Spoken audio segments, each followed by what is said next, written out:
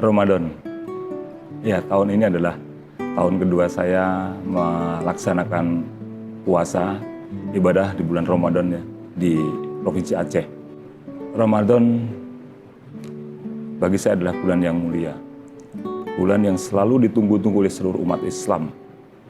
Karena ada kemuliaan, banyak hal yang dimuliakan Allah di bulan Ramadan ini. Ada ibadah yang hanya diperintahkan untuk dilaksanakan di bulan Ramadan, yaitu sholat tarawih. Apapun yang kita lakukan kebaikan di bulan Ramadan, mendapatkan pahala yang berlipat-lipat ganda.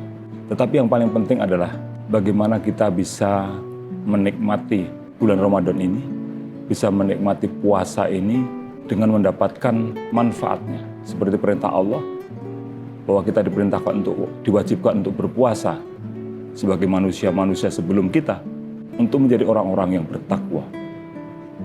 Al-Baqarah 183. Ibaratnya kita berpuasalah seperti puasanya seekor ulat. Ada orang-orang yang jijik melihat ulat, geli melihat ulat. Tetapi ketika dia sudah puasa, keluar dari kepompong, muncullah makhluk yang indah, kupu-kupu. Itulah transformasi, itulah perubahan menjadi sesuatu yang lebih baik lagi.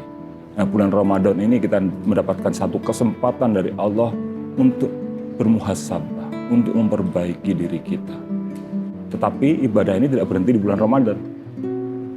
Ibaratnya bagi saya, Ramadan itu adalah sebuah latihan, gladi untuk menjalani kehidupan, membiasakan diri dalam kebaikan, membiasakan diri dalam peningkatan ibadah kita di bulan Ramadan selama 1 bulan ini harusnya terbawa dalam 11 bulan yang lain. Jangan berhenti di Ramadan saja. Ini adalah satu anugerah Allah yang jangan kita sia-siakan.